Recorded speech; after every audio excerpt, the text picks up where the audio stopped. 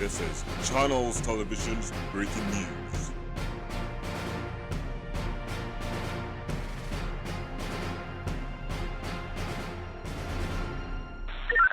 I've got both of them in the... We're being hacked. I repeat, we're being hacked. Is anyone in the broadcast room? Any signal? Hello? Anyone? Hello? I've got both of them in the... Hello. We apologize for the technical difficulties you're experiencing, but it seems tonight's breaking news segment is not going to commence, because I'll be covering tonight's segment, taking over to tell you that any news you need to hear right now is not as important as what I'm about to tell you. I know, the screen's on, but everything's black. Live footage rolling, but nothing in sight. Except, look over to the bottom of your screen. What does it say? And how would you feel if that was a real headline? Because I think it should be. I ask that you do not turn off your screen. If you really care, you would not need motion to understand. Reject all desires for image, and listen. 5,000 left in the world. 34,000 more killed. None left to reproduce. How would you feel if these headlines were about humans?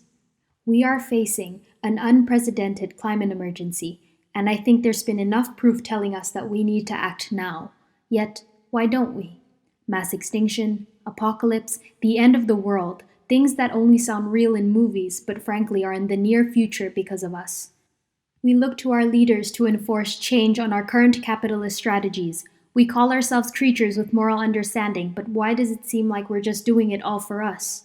This segment is not a note for empathy, but a call to action, a wake-up call that you, me, and everybody in the world needs to realize that we are not the only ones on this earth.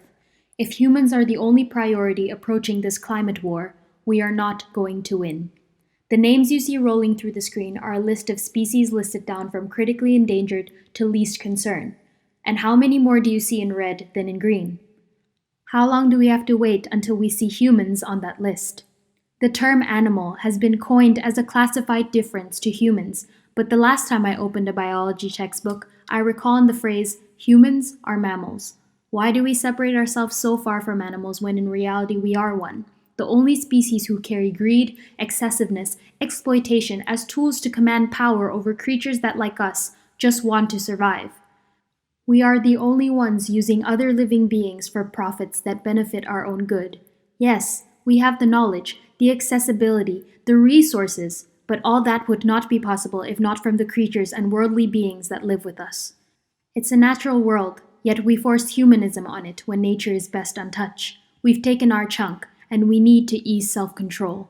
We cannot survive without animals, and likewise, animals need us to survive. The call to action requires repairing our parasitic relationship with nature.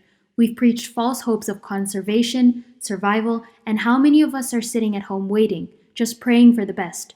I'm here to say that that's not good enough.